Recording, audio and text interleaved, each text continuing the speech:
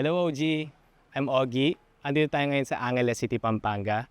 Welcome to my cave-inspired vacation home. Tara, pasok tayo.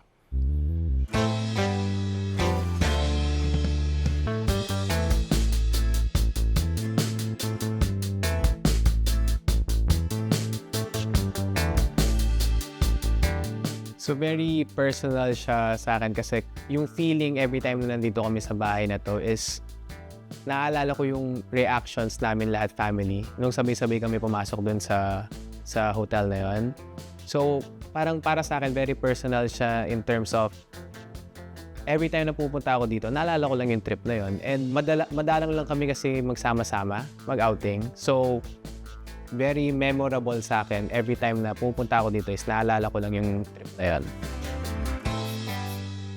Hi, I'm Cesar Gabriel G. Munoz, 30 years old and a pilot by profession.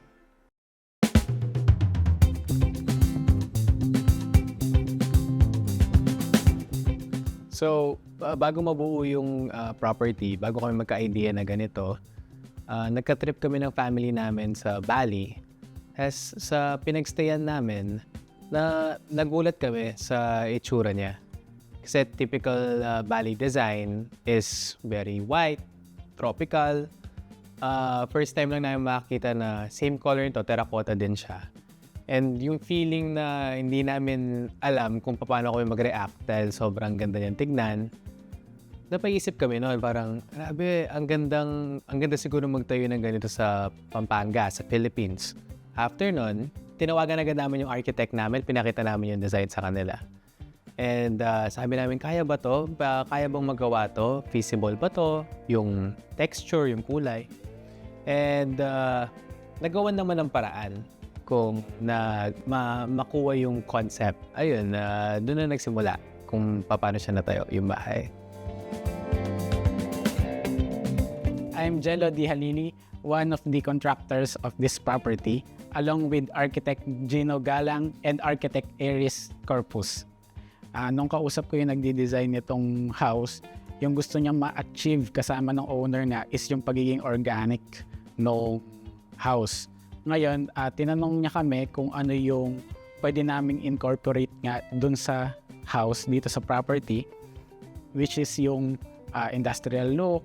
Tapos sa loob naman, yung natural finish natin na wood and sand, bricks, para ma-incorporate natin yung all natural and pagiging organic nga para ma-achieve yun. Ang lot area natin is 250 square meters and yung livable area is 160 square meters. The building footprint is around 80 square meters and the another percentage na natitira is the open space area.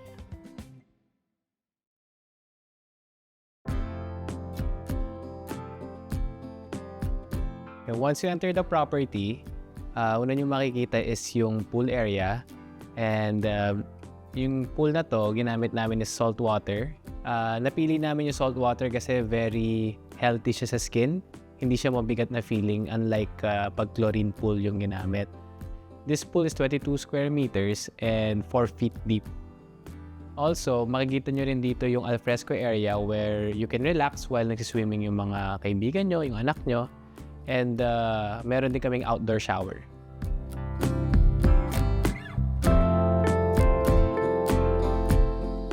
Itutour naman namin kayo sa loob ng bahay. Kasama ko si Architect Jello. Hello. So, una nyo pong makikita, kapasok nyo is yung dining area. So, ito pong dining table na to, solid wood po siya and kasya is 8 na tao. And then, sa adjacent po sa kanya is yung kitchenette or coffee area din. So, dito naman sa other side is yung bintana. And yung ginamit namin dito is louvers and solid wood din siya. Mas pinili namin yung solid wood kesa dun sa cortina kasi mas nabubuo niya yung vibe ng bahay. Dito naman sa likod ng louvers natin, gumamit naman tayo ng UPVC window. More on mas soundproofing siya, tsaka mas quality yung ginamit nating window dito. So katabi nitong dining area is yung living room namin, which is magkatabi lang sila, open concept style siya. Andito yung sofa na pwede rin siyang gawing sofa bed. And masarap manood ng OG channel dito. Dito naman sa wall side na to, sa likod ng TV, gumamit tayo ng Deco Black. Pero ang ginawa nating finish dito is yung pigment siya, tapos stucco yung application with sealer. On the next side naman, gumamit po tayo ng pigment pa din. At the same time, yung application is stucco pa din.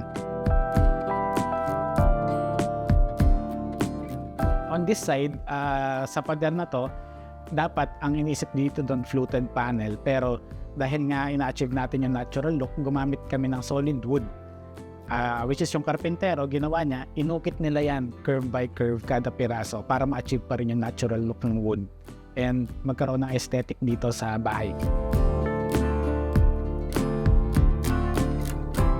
Sa first floor, meron din tayong bedroom that can accommodate 2 persons, and also we have common toilet and bath. And dito namang side door na to is access siya sa outdoor kitchen. At ito na naman ang ating outdoor kitchen. Nilagay talaga namin siya sa labas kasi as you know, mga Kapampangan, mahilig magluto. And ang hirap alisin ng amoy kung sa loob man siya nilagay. So makikita nyo rin dito sa kitchen natin, puno siya, fully equipped siyang kitchen. Nandito lahat ng kailangan nyo. Before tayo umakyat sa second floor, present ko lang sa inyo itong staircase natin, kung ano yung naging concept niya. Yung structural na ginamit natin dito para ma-incorporate natin yung design sa labas na industrial, mapasok natin dito, kaya gumamit tayo ng I-beam. Tara, kaya tayo second floor.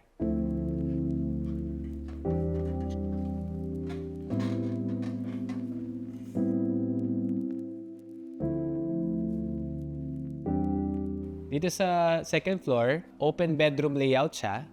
Meron 2 king size bed na kayang 4 people. And also may 2 pull-out bed din kami para maka-accommodate if ever may extra silang 2 pa. I-add ko lang, dito naman kung makikita nyo sa ceiling natin, kaya siya nag-high ceiling, sinundan natin yung structural nung trusses natin dun sa ceiling framing. Kaya na-achieve natin at na-maximize natin yung space dito sa area na to. Actually, bago nga po matapos yung interior ng bahay, napag-usapan namin ni architect, nag-decide kami if gagawin naming same color yung ceiling sa side walls. Nung una kasi dapat white siya, tapos terracotta lang yung gilid. Pero tinry namin, sinugal na namin na isang buong kulay siya para matupad namin yung very unique na experience na mapapa-feel sa tao. And then dito naman is access papuntang balcony.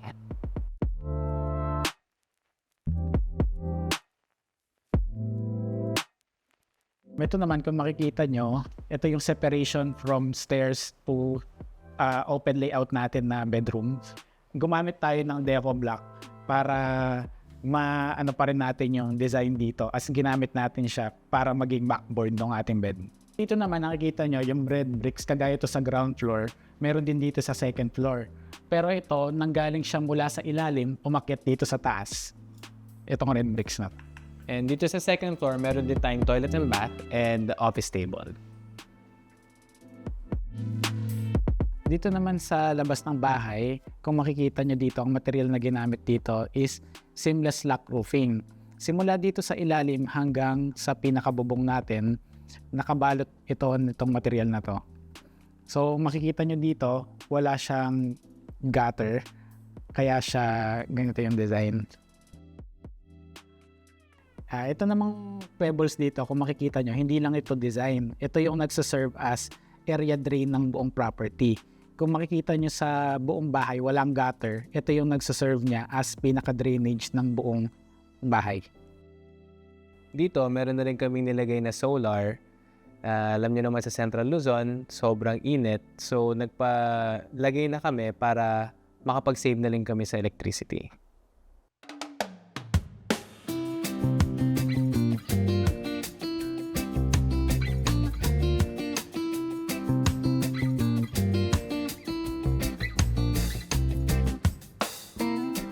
What's unique about my property is, first of all, yung ginamit namin na texture sa wall, and especially yung kung paano siya finish, yung pagka-finish ng texture ng wall. Very proud kami doon ng team namin, yung contractor and yung architects. And also the color of the house, the walls. So, nahanap namin yung pinaka tamang color at yung tamang pagka-finish ng walls namin. Unang-una, very unique style yung ginagawa namin, yung very unorthodox, yung mga tinatry namin. Daming challenges na nangyari, pero sa lahat naman ng construction, lagi naman meron. Well, yung una, simulan natin sa wall, yung regarding sa color ng wall.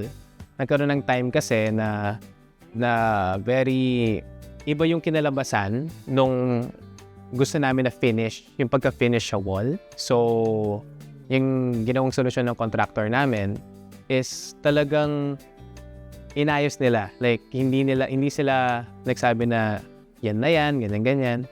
Inayos talaga nila yung kung paano yung finish na gusto namin talaga. Kaya, yun, one example yun. And another example is regarding sa fence. Yung sa fence namin, ayaw kasi namin yung kita kami sa labas kapag nasa loob ka ng bahay. So, nagkaroon ng time na medyo mababa yung fence, tapos sa harap niya, mababa rin. So, kita ka from outside. Ayun, nagawan din paraan ng contractor na kahit nandiyan na yung fence, napataas pa namin para makover talaga, para private talaga yung loob ng bahay. And yung another challenge na na-experience namin while construction and talking with the team is gusto kasi namin puro natural lang yung ginagamit sa bahay. So, from the windows, from the chairs, from the finishes na ginamit, and also yung pool, more on salt lang siya. So, yun yung naging challenge na isa kung paano namin sasama-sama lahat ng mga natural na items para mabuo lang yung interior ng bahay.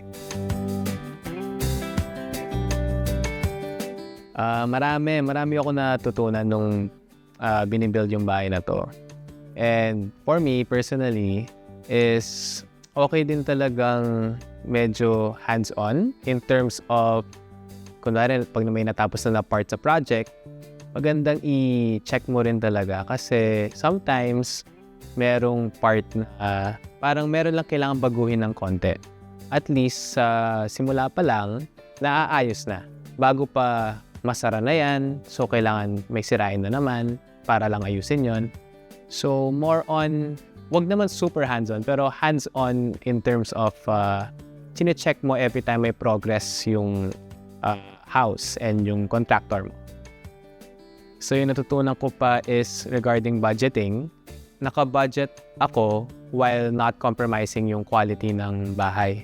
So yun, talagang tinitignan mo lahat na dapat pasok siya sa budget mo na hindi nako-compromise yung quality. Sobrang importante po talaga na may relationship ka with your contractors also. Kasi sila yung tutulong sa inyo talagang i-build yung bahay, and hindi lang ma-build kundi quality din siya. And syempre after magawa yung bahay, may ito-double check dyan. Pag umulan na, dun makikita, tutulungan ka rin naman nilang i-repair yon. Kaya yung pinaka-ano ko lang talaga is kailangan talagang may contractor, architect, and good relationship kayo with them para makatulog ka ng mahimbing and alam mo yung investment mo, hindi siya masasayang lang. So, advice na mabibigay ko sa future homeowners, future home builders is, number one talaga is mag-seek ka ng professional advice, specifically contractors and architects.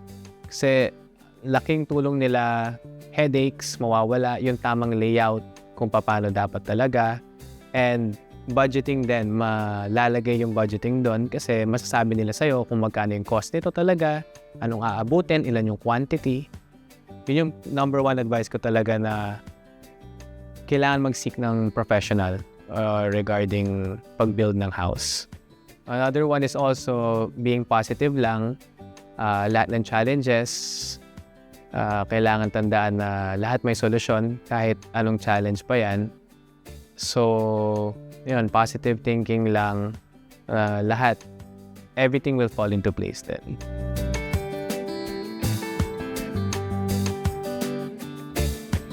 Want to share your house and get featured?